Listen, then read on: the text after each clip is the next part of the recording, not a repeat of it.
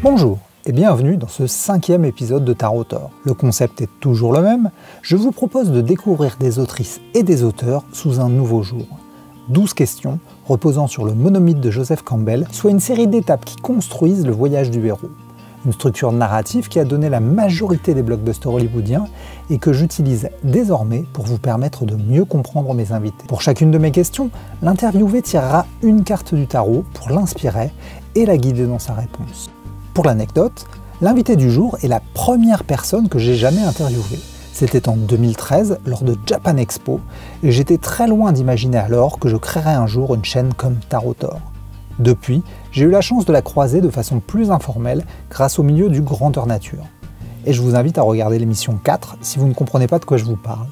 Mais pour le moment, place à l'invité du jour. Alors, je suis Mélanie Guyard, qu'on connaît également sous le pseudo de Andoris ou de Andorismel, selon les publications que j'ai sorties ces 10 dernières années. Je fais du scénario de bande dessinée, j'ai publié également des romans en jeunesse, en adulte.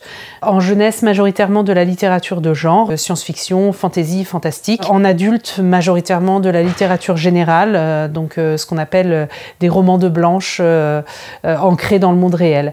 J'ai également fait du scénario de jeux vidéo et j'ai participé à d'autres projets un peu plus atypiques comme des collaborations avec la Philharmonie de Paris. Je raconte des histoires sous toutes les formes.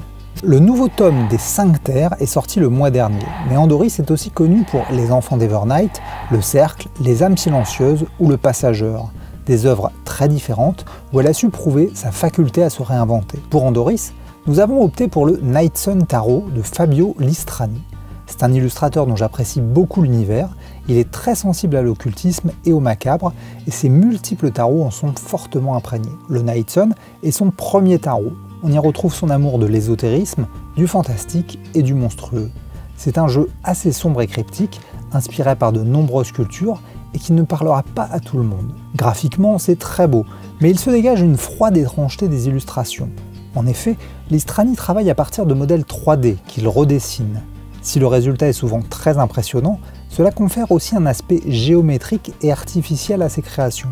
Ces personnages apparaissent ainsi souvent plus comme des statues que comme des êtres vivants. Niveau conception, c'est assez basique. On se retrouve face à un pur jeu de grande distribution. Vu la notoriété de l'auteur, il faudra sûrement songer à une nouvelle sortie plus collector. Si vous aimez le travail de Listrani, il a également réalisé le tarot Santa Muerte, plus festif, et le Goetia puis le Notoria, tous deux inspirés du Lemegeton Clavicula Salomonis, un ancien traité de magie rituelle faisant ici appel aux démons puis aux anges. Mais maintenant, voyons ce que le Night Sun Tarot va nous dévoiler de l'histoire d'Andoris.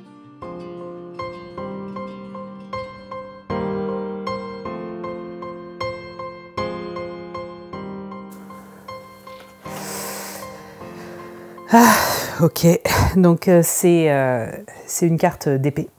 Je crois que c'est donc le 10 d'épée. Oui, c'est marqué en haut. Donc le 10 d'épée. Ça a l'air douloureux, hein, on va pas se mentir. Je sais pas si on voit bien la carte, mais donc du coup, la personne est transpercée par les 10 épées. Voilà, elle a l'air d'avoir les mains liées dans le dos et elle regarde le ciel avec un masque. On ne sait pas si elle y voit quelque chose ou pas. Ça a vraiment l'air très douloureux. La famille des épées fait référence à l'intellect. Le chiffre 10 est celui de la fin du cycle, du besoin de passer à l'étape supérieure. Le 10 d'épée peut donc évoquer des choses très négatives comme un craquage ou une dépression, mais il peut aussi tout simplement évoquer le fait de lâcher prise, de changer de mode de pensée, de s'éveiller. Donc moi je suis originaire d'un petit village en Charente-Maritime. Voilà, je suis la 3e d'une fratrie de 3 filles.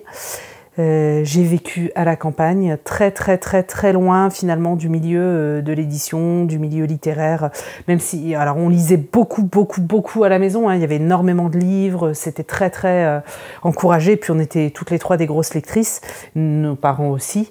Néanmoins, je suis un petit peu l'ovni à l'intérieur de cette famille, c'est-à-dire que moi j'ai très tôt eu une attirance pour les littératures de l'imaginaire, quand ma famille était voilà, littérature blanche, à la limite polar, autofiction, enfin voilà, des choses très ancrées dans le monde réel, alors que moi pas du tout. Vraiment pas du tout ancré dans le monde réel. Dans mon village, je sais pas comment vous dire, on était il y avait 10 personnes, 12 personnes peut-être. Et donc, on était vraiment très reculés. J'ai grandi j'ai coutume de dire, entre une forêt et 3 champs, quoi. Avec mes cousins, mes cousines, et puis ma famille proche. À côté, c'était mon oncle, ma tante. Voilà, c'est un village familial. Donc du coup, un peu loin de tout, oui. Et puis une enfance très très ancrée dans la campagne et dans l'imaginaire, mais pour moi toute seule, puisque finalement ma famille, pas du tout.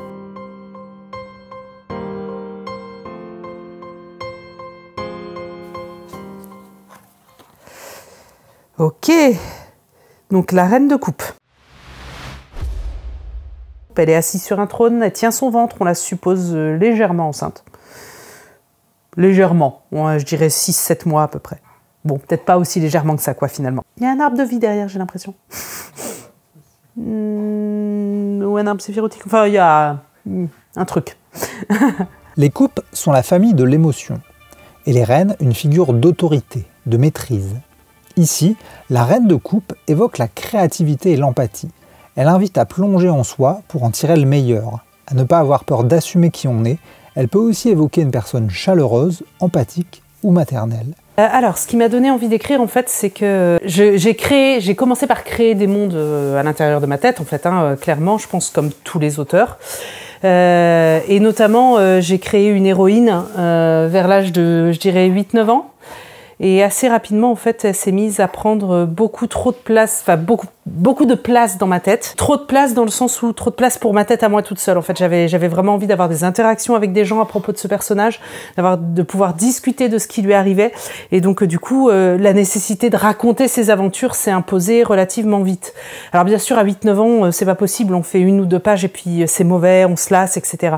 Mais j'ai persisté et donc j'ai commencé à vraiment écrire son histoire en 5e, donc je sais pas, je dois avoir 12 ans et donc j'ai écrit de la 5e à la 3e, donc de 12 à 14 ans, j'ai écrit dans mon cahier, j'avais un cahier qui servait à ça, j'écrivais pendant toutes les heures de permanence, pendant les récréations, pendant des choses comme ça et donc j'ai fait ce premier tome de cette première aventure à ce moment-là. C'était vraiment l'idée fallait que ça sorte. En fait, ça pouvait pas rester dans ma tête, ça pouvait pas être que dans ma tête. J'avais peur d'oublier ces aventures, donc vraiment c'était écrire pour que ce soit en dehors de ma tête et ancré dans le monde réel. Et quand je suis arrivée à la fin de ce cahier, je me suis rendu compte que c'était un tome 1 et qu'il allait falloir faire la suite.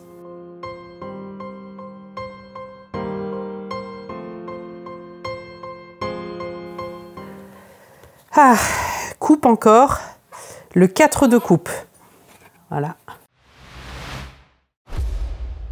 On est toujours ancré dans l'eau, donc on a un personnage qui joue les équilibristes avec les 4 coupes qu'on peut voir. Voilà, un personnage qui a une auréole et donc toujours une espèce de symbole d'arbre de vie derrière. Ça a l'air d'être une belle gymnastique. Le chiffre 4 est celui de la stabilité. Le 4 de coupe évoque un besoin de se recentrer, une période de calme ou d'ennui, un repli sur soi nécessaire ou des doutes. Ah bah le repli sur soi, ça me parle. Hein. Le fait est que j'étais pas un animal très social, notamment au collège. Et donc, du coup, l'écriture, c'était un peu un refuge. Donc, au lieu d'aller en récré, j'allais en salle de permanence pour écrire.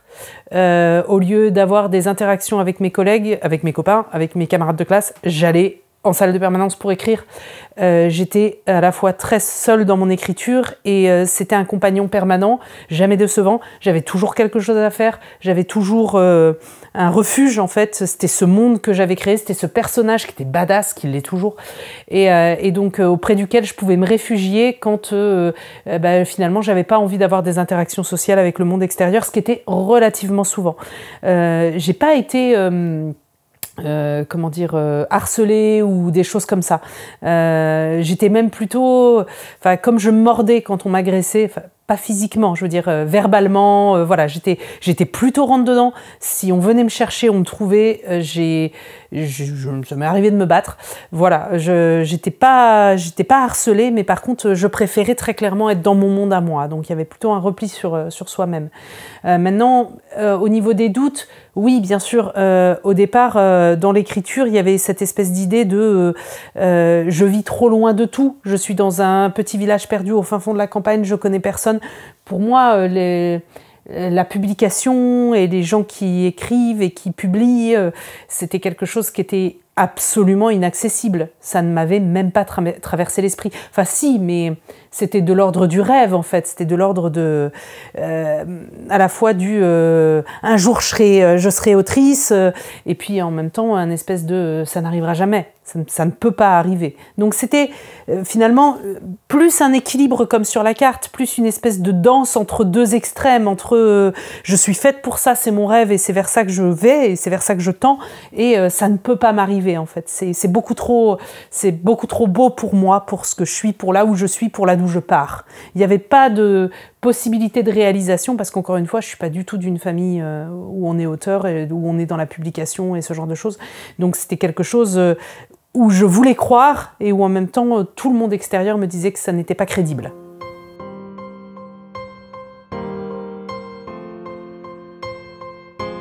Alors voyons voir. Ah, on sort des coupes. On est sur le 7 de Pentacle. Alors, voilà. Et la carte représente un personnage debout avec assez clairement un point sur chaque chakra.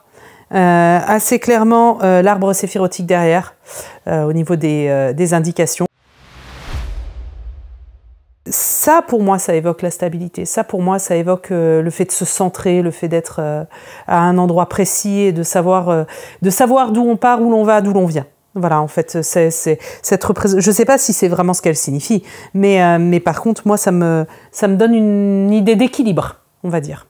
La famille des deniers est la famille du concret, du solide, comme les finances ou la santé. Le chiffre 7 est le chiffre de l'action dans le monde. Le 7 de denier évoque ainsi une action qui porte ses fruits. C'est donc un signe positif annonçant une réussite à venir, mais qui demande aussi un investissement important. Il faut évaluer sereinement le passé avant d'entamer de nouvelles actions. C'est aussi une carte d'impatience. Il y a quelqu'un qui m'a guidée une fois que je suis rentrée.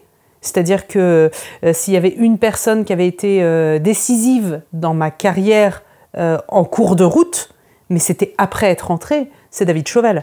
C'est-à-dire que quand je suis rentrée dans le monde de la BD, c'est lui qui m'a trouvée, entre guillemets, pas du tout entre guillemets, c'est lui qui m'a trouvée sur le forum du Café Salé, et derrière, en fait, j'étais tellement nouvelle dans cet univers, et puis surtout que j'étais pas prévue pour faire de la BD à l'origine, que heureusement qu'il était là, en fait, pour m'indiquer comment on avance, et pour m'accompagner sur le chemin. Il n'a jamais été décisionnaire à ma place, mais il a toujours été là pour finalement répondre à mes questions. Et j'en avais beaucoup, puisque je n'y connaissais rien. Donc voilà, il a été un guide au niveau des contrats, au niveau de ce genre de choses, au niveau des premiers pas dans le monde professionnel, c'est lui qui m'a guidée. Après, au niveau de l'écriture pour avancer vers le monde professionnel, non, c'est... Mon idée, c'était plutôt, t'avances, t'écris tout ce qui te passe par la tête, t'écris ce qui a besoin d'être écrit, t'écris les histoires qui viennent, celles que t'as envie d'écrire au moment où tu les écris, et puis tu parles avec des gens qui sont des créatifs aussi. Donc le forum du Café Salé, j'en parlais, voilà, j'y suis allée, j'ai discuté, j'ai parlé à des gens, j'ai vu ce que eux faisaient, ce que moi je faisais, j'ai demandé des avis, même si c'était plutôt un forum de graphistes, de dessinateurs. Voilà, moi j'étais plutôt dans l'écriture, mais il y avait des gens qui créaient, et donc finalement ça répondait à la même contrainte que la mienne, cette espèce de désir d'offrir des trucs au monde, des trucs qui sont dans notre tête, les faire sortir, accoucher finalement de tout un imaginaire. Donc je me suis tournée vers mes pairs, on va dire. Et c'était vraiment quelque chose qui se passait avant tout dans ma tête, à savoir, tu sais pas où tu vas, mais c'est pas grave, t'avances, tu fais. Et puis finalement, y a une devise qui m'est venue beaucoup plus tard de d'un autre auteur voilà, qui est connue et reconnue. Et cette devise, finalement, aurait pu être la mienne à l'époque si je l'avais connue. C'est Neil Gaiman qui dit t'as une montagne à l'horizon, tout ce que tu fais doit te rapprocher de la montagne. Voilà. Et donc, vraiment, tout ce que je faisais me rapprochait de la montagne. Donc, écrire, avancer. Peut-être tu publieras un jour, peut-être tu publieras pas, mais t'avances. Et puis, tu verras bien ce qui se passe.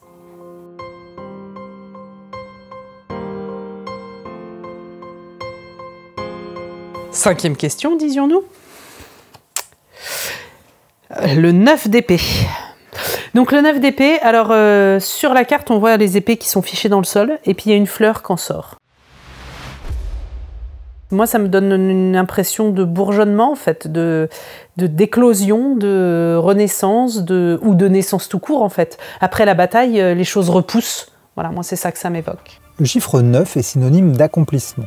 Il symbolise la fin d'un cycle. Le 9 d'épée est une carte de traumatisme. Elle évoque tous les troubles et toute l'anxiété qui nous empêchent de progresser. Elle nous invite à surmonter ces obsessions pour pouvoir évoluer. Je définirais pas le passage du seuil au moment où mon écriture devient professionnelle. Ou en tout cas, pas.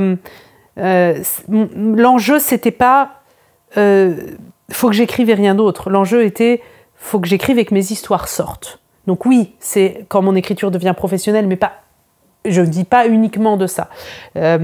Pour moi, le passage du seuil, effectivement, c'est le moment où la première BD est signée, la première BD est publiée. Et l'enjeu de ce passage, donc c'est 2008 quand on signe, 2010 quand ça sort. Cet enjeu, c'était, attention, maintenant tu vas avoir des lecteurs, tu ne peux plus faire n'importe quoi. Voilà, c'était vraiment ok, je n'écris plus que pour moi, j'écris pour des lecteurs, j'écris pour des gens qui vont me lire. Et surtout, en fait, c'est un travail de poser un point définitif. C'est-à-dire que tant que l'histoire, elle est dans un fichier qui peut être retravaillé, réécrit, elle n'est pas figée, en fait. Elle est mouvante, elle est justement en mouvance, elle est encore possiblement améliorable. Une fois que l'histoire, elle est sortie, elle est publiée, elle est vendue, elle est lue, elle est figée, c'est terminé. Et il s'est passé quelque chose d'assez spectaculaire d'ailleurs au moment où ma première BD sort. Donc elle sort chez Delcourt, c'est Les Enfants d'Evernight, qui était prévu pour être un roman et qui se trouve devenir une BD de façon tout à fait inattendue, hein, juste parce que sur le forum du Café Salé, un dessinateur m'a dit hey, « ton histoire elle est cool, j'en ferais bien un manga ». Et que j'ai dit « d'accord, mais je suis pas scénariste, mais bon, on va y aller, on va essayer de faire ça ». Et parce qu'un éditeur, donc David Chauvel, a vu nos planches et a dit hey, « votre histoire elle est cool, j'en ferais bien une BD ». Et donc on a signé, voilà, mais j'étais pas prévue pour être scénariste de bande dessinée. Et en même temps, quand on te propose de faire ça, tu dis pas ah bah non, tu dis oui, et donc t'y vas. Et il s'est passé quelque chose d'assez extraordinaire. Donc du coup, quand cette histoire a été publiée et qu'elle est sortie, c'est que elle est sortie de ma tête aussi. C'est-à-dire que pour la première fois, cette histoire qui était terminée, achevée, sortie pour de bon, a été libérée de ma tête. Elle était plus à ma charge. Elle était tout à coup à la charge finalement des lecteurs. Et du coup, alors, on pourrait se dire ça fait un vide. Pas du tout. Ça fait de la place pour autre chose. Et il y a tout de suite une autre histoire qui s'engouffre et c'est pas grave. Et ça devient non plus une fontaine qui se remplit, mais un courant qui coule. Voilà, une rivière qui sort. Et chaque histoire qui sort et qui n'est plus à ma charge est remplacée par une autre qui arrive, qui devient à ma charge, et jusqu'à temps qu'elle sorte à son tour. Voilà. Et donc on a bien cette idée d'émerger, en fait, de quelque chose qui, après la bataille, après la bataille, ça pousse, en fait. Après avoir passé des années et des années à écrire pour soi, et ben, ça sort, et ça sort pour le monde.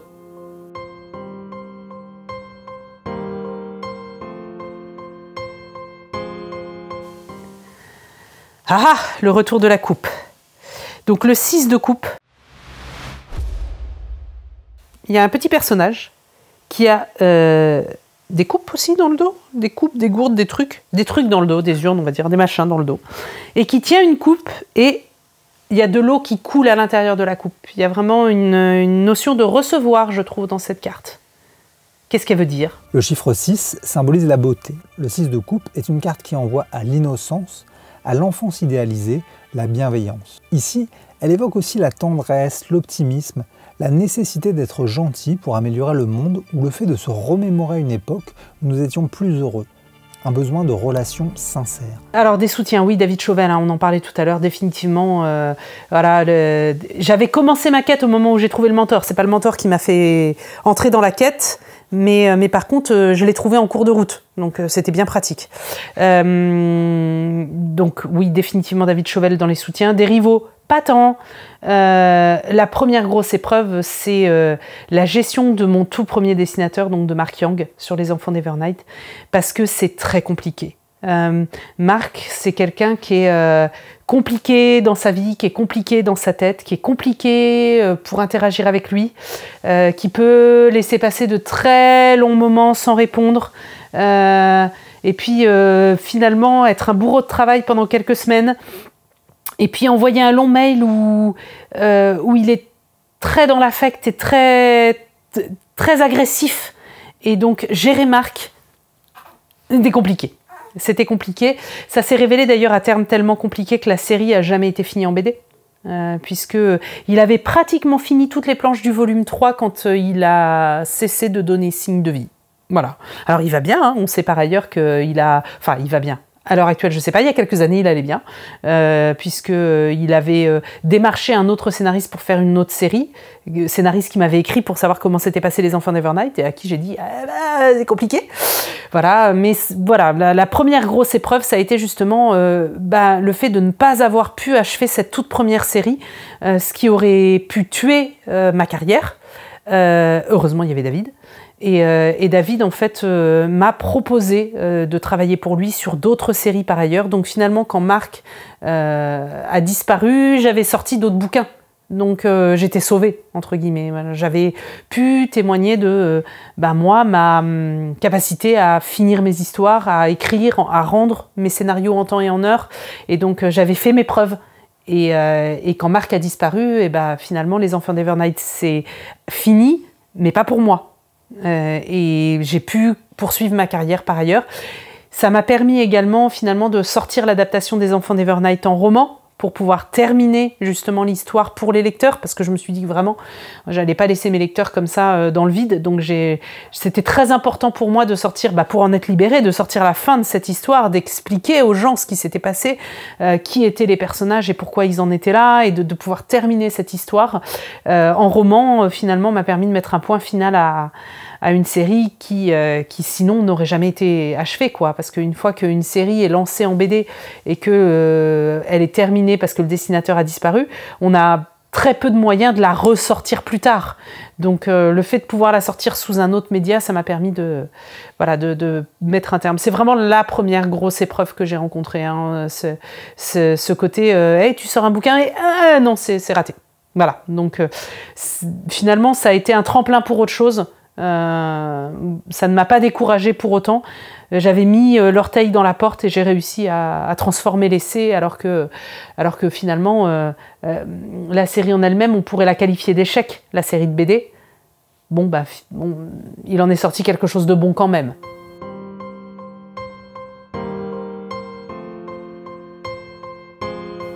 Ouf. Ok, c'est un petit nouveau. Donc Page, donc le valet of wand de baguette, de bâton, le valet de bâton.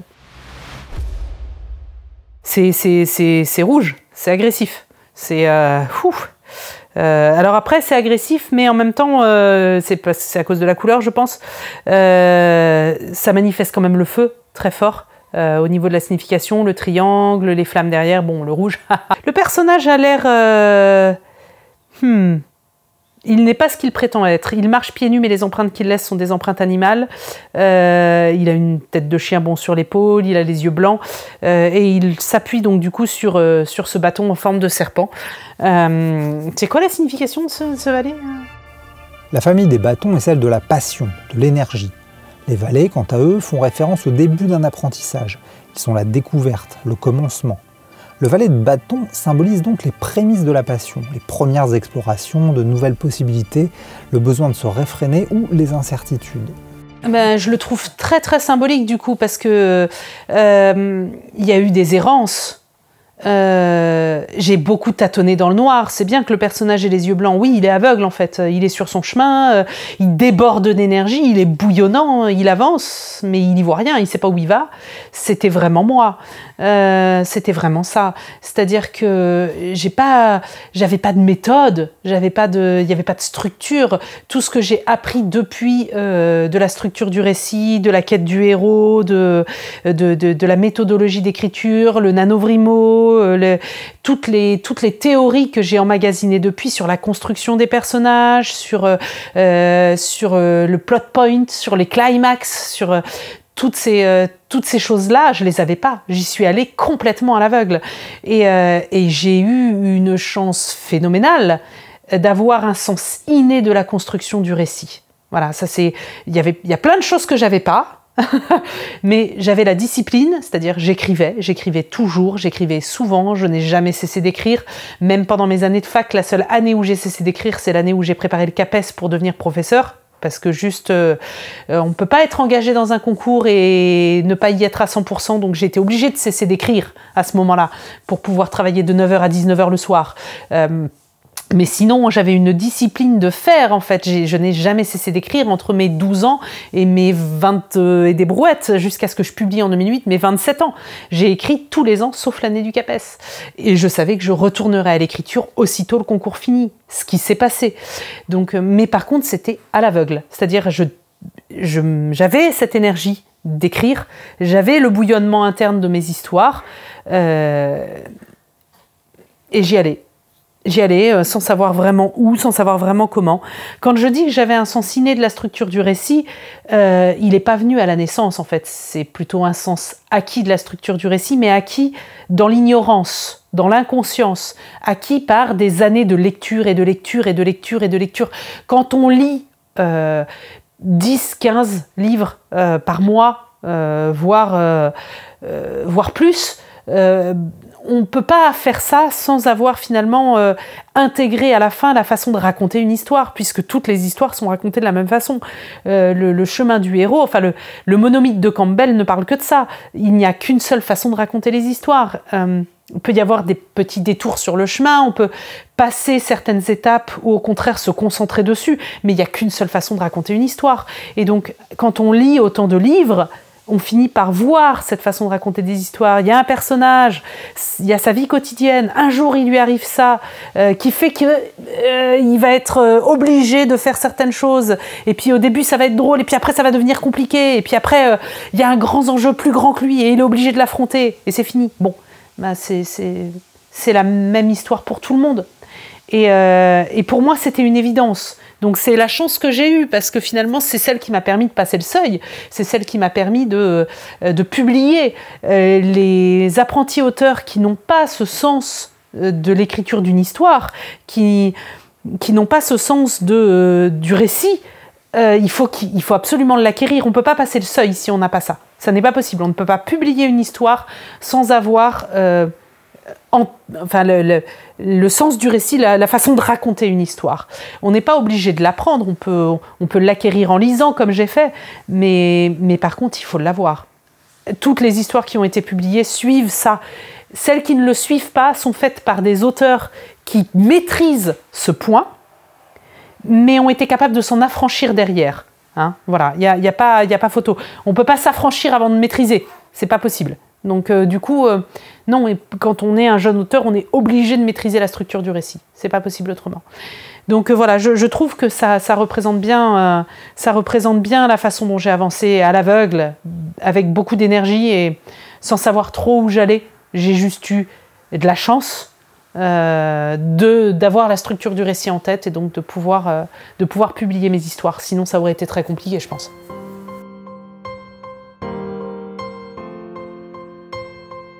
Alors, nous sommes sur le 4 de Pentacle, le 4 de Denier en fait, c'est ça? C'est sombre. Je sais pas trop ce que ça m'évoque, c'est... Le personnage a l'air caché en fait, il regarde ça d'en bas. Voilà. Ça veut dire quoi le 4 de Denier? Le 4 de Denier est une carte conservatrice. C'est une carte de stabilité, de rigueur, qui invite à préserver ses acquis, mais aussi à se méfier, de ne pas trop s'enfermer sur soi, au risque de perdre des opportunités. Ah, ok. Je pense que c'est quelque chose de plus lent et de plus insidieux, mais du coup, oui, je vois pourquoi le personnage est en bas et regarde cette stabilité financière avec envie, puisque en fait c'est ça. Moi, ça fait 10 ans que je cherche à vivre de mon écriture. Donc j'ai 2 boulots, je suis prof à temps partiel et je suis autrice à temps partiel et j'aimerais bien pouvoir vivre de mon écriture, mais je suis chargée de famille aussi, j'ai 2 enfants, hein, donc voilà, j'ai 2 enfants et puis c'est une vie classique, hein, avec des dettes à payer, avec une vie quotidienne à financer, et donc du coup cette stabilité financière du saltimbanque qu'essaye de vivre de son écriture, c'est compliqué, c'est quelque chose que je regarde vraiment avec envie. La première fois que j'ai essayé de vivre de mon écriture, ça a été très compliqué puisque c'est au moment où j'ai fait mon premier enfant, j'ai pris un congé parental, je me suis dit allez, 3 années, et puis 3 années où je ne fais que écrire, j'ai des séries jeunesse, j'ai de la BD, je viens de signer de nouveaux contrats, ça va le faire. Et tout s'est cassé la figure à peu près juste au moment où j'étais censée effectivement me mettre à écrire à temps plein, puisque j'ai perdu un éditeur, donc mon éditeur de romans jeunesse a pu. Voilà, je l'ai perdu, ça, on a arrêté de travailler ensemble, donc du coup, première manne financière qui tombe, et j'ai un contrat de BD aussi qui s'est brisé, alors même que je finissais une série, ma nouvelle série n'a jamais démarré, puisque le dessinateur qui devait collaborer avec moi est parti travailler pour Marvel aux États-Unis. Bon, j'en aurais sans doute fait autant, hein. Mais voilà, le fait est que du coup, je me suis retrouvée le bec dans l'eau avec plus rien à faire, plus de série. Alors c'est aussi le moment où j'ai eu des opportunités à côté, mais c'était des nouvelles opportunités sur des choses qui n'étaient pas commencées, donc il fallait tout réenclencher, tout remettre en branle, et donc finalement vivre de l'écriture, ça a été plutôt compliqué à ce moment-là. Je me suis dit je vais pas y arriver, et donc je suis retournée à l'Éducation nationale quelques années plus tard, beaucoup plus tôt qu'attendu. Et là, après 10 ans, du coup, enfin un peu plus, du coup 13 ans, j'ai signé en 2008, la première BD est sortie en 2010, mais j'ai signé en 2008, donc 13 ans après la première signature en bas d'un contrat, 2e enfant, je vais reprendre un congé parental de 3 ans et je vais réessayer de vivre de mon écriture une nouvelle fois. Ça a l'air mieux parti que la première fois. J'ai une grosse série qui marche bien en bande dessinée, donc Les 5 Terres. Ça marche vraiment, vraiment bien. Donc on peut se dire que peut-être je vais réussir à m'appuyer dessus. Je sors un roman de littérature générale, pas par an, mais par année et demie. Donc c'est pareil, c'est une bonne stabilité pour démarrer, donc ça me fait un socle sous chaque pied, et je me dis peut-être que je vais réussir à m'appuyer là-dessus pour sortir d'autres choses par ailleurs et faire d'autres projets peut-être moins réguliers, mais qui contribueront à l'apport financier me permettant de vivre de mon écriture cette fois-ci pour de bon.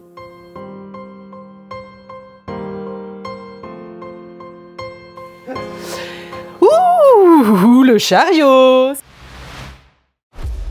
Bon, c'est une des meilleures cartes du jeu de tarot quand même, hein, le chariot. Donc oui, la récompense, voilà, la récompense. Le chariot est la carte de l'action par excellence. Elle incarne la fougue arrogante de la jeunesse, une force que rien ne semble capable de pouvoir arrêter. Une détermination et un esprit de conquête aussi séduisant qu'inquiétant.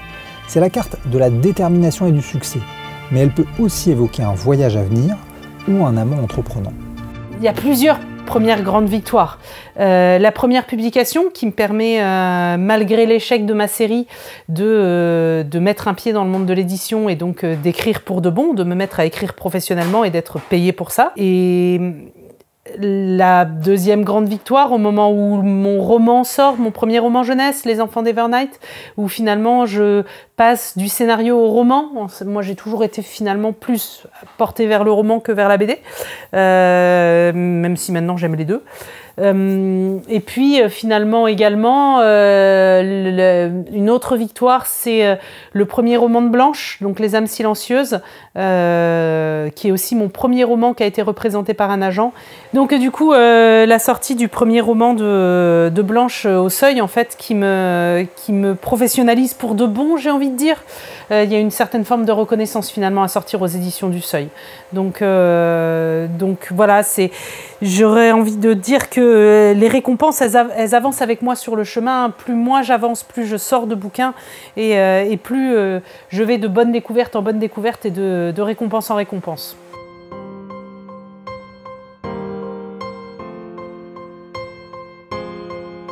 Question 10. Et nous sortons le Roi d'épée, après avoir sorti la moitié du jeu d'épée, il était temps. Donc voilà, qui est assis sur un trône, comme le roi et la reine, hein, forcément sur un trône. Le roi est une figure d'autorité. C'est une carte qui évoque la maîtrise. Le roi d'épée est un symbole de pouvoir et de supériorité intellectuelle. C'est une carte froide et logique qui agit sans influence des émotions. C'est une carte parfaite pour représenter les institutions. La principale énergie à dominer en fait pour le retour à la vie normale, c'est le syndrome de l'imposteur. C'est-à-dire qu'une fois qu'on est devenu professionnel de l'écriture, on est à nouveau en balance entre deux mondes. Le monde du « hey, si je prenais pas le melon, ce serait bien ». Voilà. Et le monde du « oui, mais maintenant, en fait, j'ai des choses à dire et quand on me demande des choses, et ben, en fait, je dois être sûre de ce que je veux et je dois être sûre de ce que je dis ». C'est vraiment je suis en maîtrise de ma création, donc je ne dois pas me laisser bouffer par les aléas de droite et de gauche. Et en même temps, en même temps, je ne dois pas devenir ce que je déteste, cette espèce de... Alors c'est moi l'auteur, donc on ne changera pas une seule virgule de mon texte, ça n'arrivera pas. Donc il y a à nouveau un équilibre à trouver en fait, et c'est cet équilibre-là qui est difficile, en sachant que moi je penche plutôt du côté du syndrome de l'imposteur que du melon. Voilà, dans ma nature je préfère pencher du côté du syndrome de l'imposteur, mais c'est quelque chose effectivement à maîtriser pour ne pas finalement s'emmêler les pieds dans ses propres lacets et cesser d'écrire parce qu'on a l'impression qu'on n'est pas à sa place. Il faut vraiment se dire, il y a des gens qui me lisent, il y a des gens qui aiment ce que je fais, donc même quand j'ai l'impression que je suis pas assez quelque chose, bah c'est pas grave, je serai meilleure plus tard. Voilà, continuer à écrire en se disant qu'on progresse et se dire que tant qu'on a des lecteurs et tant qu'on reçoit des compliments, c'est qu'on avance dans la bonne direction. La montagne, la montagne de Neil Gaiman, voilà. On ne peut pas prétendre à devenir auteur professionnel et se dire qu'on n'y a pas sa place au moment où on y a mis le pied. Bah, si, on y a mis le pied et on va commettre des erreurs et on va trébucher. Et des fois, on va tomber. Bah, c'est pas grave, il faudra se relever et puis il faudra continuer à avancer, en fait. Et croire qu'on est arrivé parce qu'on a passé la porte de l'écriture professionnelle, ce serait une erreur. Voilà. Ce serait une erreur de se dire ça y est, je suis arrivé, donc on ne change plus une virgule de mon texte. Non, c'est pas vrai. Le chemin, en fait, il se poursuit derrière la porte. C'est un apprentissage probablement de toute une vie.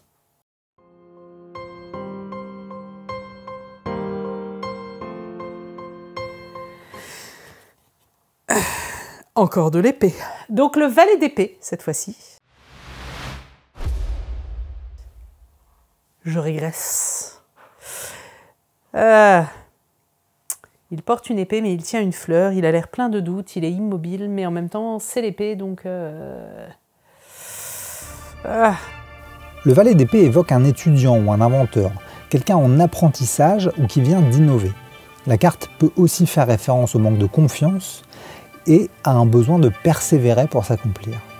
Moi, comme je disais au tout début de cette interview, je suis un ovni, c'est-à-dire que je viens d'un monde où les littératures de l'imaginaire n'avaient pas leur place et je suis le seul élément de ma famille à avoir eu du goût pour les littératures de l'imaginaire, non seulement pour les lire, pour m'en imprégner, mais également pour les écrire. Et donc, du coup, tous mes écrits étaient ancrés dans les littératures de l'imaginaire. J'écrivais des choses, Les Enfants d'Evernight, c'est Peter Pan, c'est Alice au Pays des Merveilles. J'écrivais du fantastique, j'écrivais de la SF, j'écrivais de la fantasy, mais j'écrivais très loin du monde réel. Et puis, en 2015, je suis à Berlin, en vacances, parce que mon mec, il travaille, et je prends une douche, parce que les idées, c'est sous la douche, tous les créatifs vous le diront, et il me vient l'idée d'un roman historique, en tout cas dans le monde réel, d'un roman de secret de famille dans le monde réel, avec un cœur historique. Et je ne sais pas faire ça. Je ne sais pas faire ça, j'ai jamais fait ça. On est en 2015, ça fait un moment que j'ai commencé ma carrière quand même, j'ai commencé à écrire il y a très longtemps. Et vraiment, je me dis, mais je ne sais pas faire ça. Seulement, comme je le disais aussi dans une question précédente, les idées qui vous viennent, vous en avez la charge. Et cette idée est bonne. Et j'en ai la charge. Si je n'écris pas cette histoire, personne ne va le faire parce qu'elle est dans ma tête, à moi. Et donc, du coup, je me dis, je vais la faire. C'est pas ma zone de confort. C'est clairement pas le genre d'histoire que je suis censée écrire. C'est du roman, c'est de la blanche, c'est de la littérature générale, c'est de l'adulte, que des choses que j'ai jamais fait. Voilà, jusqu'à présent, j'étais en jeunesse, j'étais en littérature de genre. J'étais pas du tout en littérature générale et j'étais pas du tout en littérature adulte. Mais j'ai la charge de cette histoire. Je suis dépositaire de cette histoire. Il faut qu'elle sorte. Et donc, je l'écris.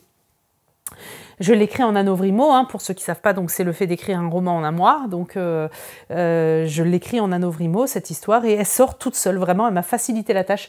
Pour une histoire que je n'étais pas censée savoir écrire, elle sort, je fais 50 000 mots en une semaine de mémoire. Voilà, donc elle sort vraiment toute seule. Et finalement, c'est l'histoire qui va me faire passer un deuxième seuil. C'est rigolo puisque du coup, elle a été signée aux éditions du Seuil, puisque c'est la première histoire qui va être représentée par mon agent. Je suis représentée par Roxane Edward qui travaille chez Curtis Brown.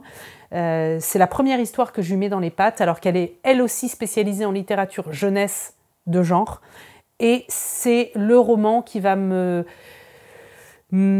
permettre d'entrer dans la littérature générale où j'étais pas censée rentrer. C'est vraiment mon deuxième seuil, c'est mon deuxième palier en fait, voilà, et qui va être signé donc aux éditions du Seuil, qui sort en 2019, qui me fait rentrer dans la cour des grands, qui va avoir un succès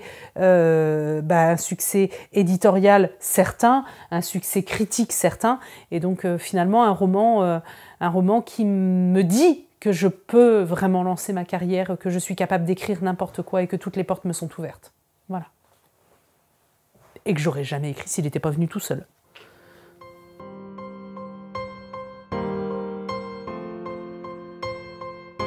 Douzième question. Les épées, ça alors, le 5 d'épée cette fois-ci. Ça a l'air douloureux une nouvelle fois. Donc sur la carte on a quelqu'un qui se prend la tête au sens littéral du terme, qui porte toujours un masque, mais l'œil est ouvert, mais qui a l'air embourbé en fait. Voilà, on a de la terre un peu partout, ça a l'air compliqué la vie. Le 5 d'épée incarne la dispute, le conflit et les critiques. La carte vous invite à vous vider la tête, à prendre de la distance avec la violence, à regarder les choses avec un œil nouveau et à aller de l'avant. Ça va être difficile, ça va être douloureux. Je sais que y a un autre courant, voilà, c'est pas obligé d'être difficile et douloureux. Il y a des copines autrices notamment qui disent que on leur a vendu le concept de l'auteur torturé. Effectivement, l'auteur n'est pas obligé d'être torturé. Par contre, l'acte de création n'est pas obligé non plus d'être cette espèce de chemin facile. Voilà. Moi, je me suis posé beaucoup de questions. Et bien sûr, je n'écris pas dans la douleur. Une fois que je suis en train d'écrire, je suis dans l'écriture plaisir, je suis dans mon monde, je suis dans la jubilation de l'écriture. Mais par contre, les entre-deux, les pauses, les moments où on se dit j'ai fait de la merde en fait, les temps de pause, quand on se relit, quand on se corrige, quand on n'avance pas, quand c'est difficile parce que c'est pas facile tous les jours, on va pas se mentir, quand c'est pas aussi bien que ce qu'on aurait espéré, je cite beaucoup Ira Glass quand je parle à des gens qui sont des aspirants auteurs. Ira Glass, il dit, voilà, t'as pas d'autre choix que de traverser ça. En fait, l'enjeu, c'est de ne pas arrêter. L'enjeu, c'est de ne pas arrêter. L'enjeu, c'est de continuer à écrire. L'enjeu, c'est de traverser ça. Il y a des super bons moments d'écriture. Il y a des moments plus difficiles. Et en fait, voilà, faut se désembourber, faut avancer, faut continuer. Ira Glass dit « Fight your way through that ». Oui, c'est ça, faut avancer, faut poursuivre son chemin malgré les difficultés, malgré les moments où on se dit c'est nul, malgré les moments où on se dit j'y arriverai jamais, malgré les moments où on se dit c'est trop gros pour moi, malgré les moments où on se dit que l'histoire est trop bien pour ce qu'on est capable de faire. Guess what? Si tu ne l'écris pas, personne ne va le faire à ta place. Donc non, faut se désembourber de ça et avancer, avancer, avancer en direction de la montagne.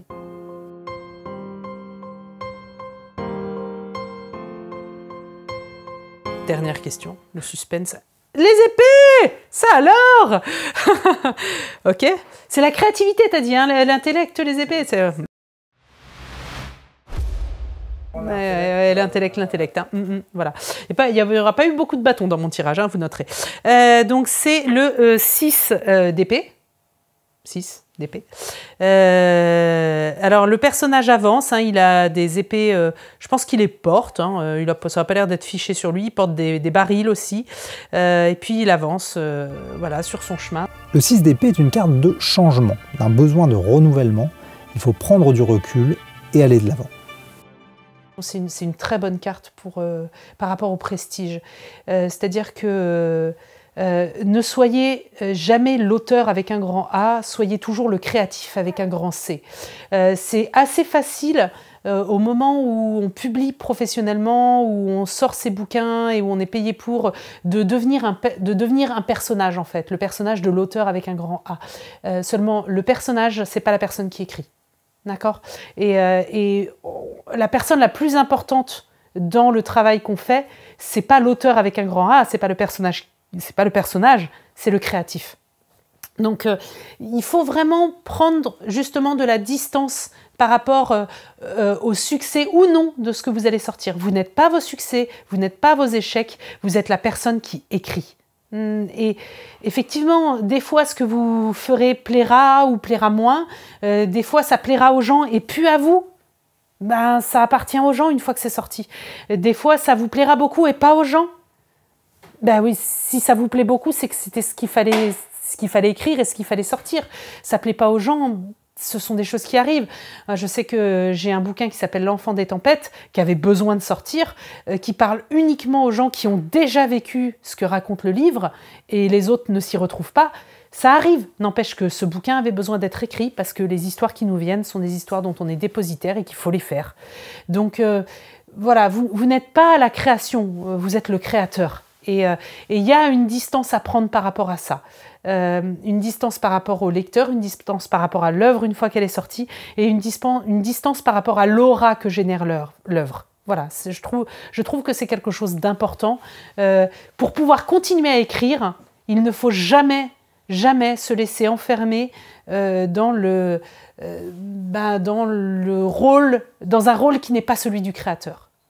Notre seul rôle, à mon avis, le seul habit que on doit continuer à porter si on veut pouvoir continuer à écrire, c'est l'habit du créateur. Cette 5e émission est maintenant terminée. Merci d'avoir regardé jusqu'au bout. J'espère que vous avez apprécié autant que moi cette rencontre avec Andoris. Bien que ce tarot ne soit pas facile d'accès, elle a su en tirer le meilleur. On notera l'impressionnante prédominance des épées, adoucie par quelques coupes et valorisée par une unique arcane majeure particulièrement positive. Le tarot nous dessine ainsi le portrait d'une autrice très réfléchie qui sait où elle va et dont l'œuvre se nourrit de ses émotions. Si vous avez aimé la vidéo, n'hésitez pas à la liker ou la partager et pensez à vous abonner pour ne rater aucun des épisodes. Je vous souhaite une bonne année 2022, j'espère que vous avez apprécié Arcane, le tout nouveau format de la chaîne. J'ai hâte de vous présenter mes prochains invités, mais en attendant, n'hésitez pas à partager en commentaire ce que vous aimeriez voir dans l'émission pour que nous construisions cette aventure ensemble. Comme toujours, vous trouverez tous les liens vers les œuvres évoquées dans la description de la vidéo. Je vous souhaite de bonnes lectures et je vous donne rendez-vous dans un mois.